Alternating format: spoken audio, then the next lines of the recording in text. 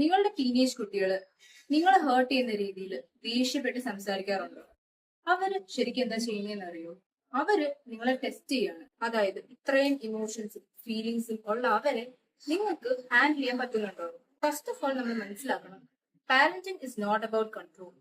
അത് നമ്മളെ തന്നെ റിഫൈൻ ചെയ്യുന്ന ഒരു പ്രോസസ്സാണ്. കുട്ടികൾ വളരുന്ന പോലെ നമ്മളും ഓരോ ദിവസവും വളർന്നുകൊണ്ടിരിക്കും.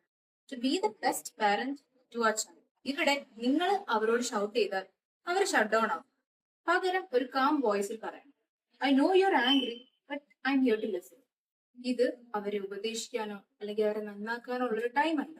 ബിക്കോസ് അവരുടെ ബ്രെയിൻ ഓൾറെഡി ഓവർലോഡ് ആയിട്ടിരിക്കുകയാണ്. Secondly, don't try to explain in the middle of pain. ഈ ഒരു സമയത്ത് അവരുടെ നെർവസ് സിസ്റ്റം ഫയറിലാണ്. ആ സമയത്ത് നിങ്ങൾ പോയിട്ടൊന്ന് മിണ്ടാതിരിയൊന്ന് പതിയെ സംസാരിക്കുന്നൊക്കെ പറഞ്ഞാൽ they will feel irritated. So just pause and let them express. അപ്പൊ തന്നെ ആ ഒരു ദേഷ്യം നിങ്ങളോടുള്ള ഒരു ട്രസ്റ്റ് ആയിട്ട് മാറും. മൂന്ന്, അവരോട് ഒരിക്കലും പറയുന്നത് നിങ്ങൾ ഇത്രയും വലിയ കുട്ടികളായി ഇനിയെങ്കിലും ഒന്ന് പെരുമാറാൻ പഠിച്ചു. See, just children and we are learning.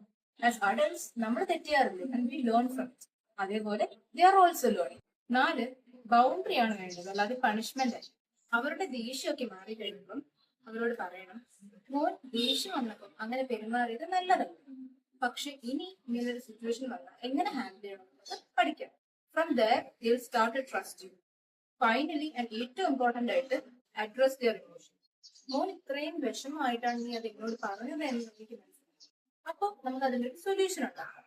അപ്പൊ തന്നെ അവർക്ക് മനസ്സിലാവും, ഓ, എന്റെ അമ്മയ്ക്ക് അല്ലെങ്കിൽ അച്ഛനത് മനസ്സിലായോ, അവർക്കൊരു പ്രശ്നം വരുന്നത് it's your name we should think.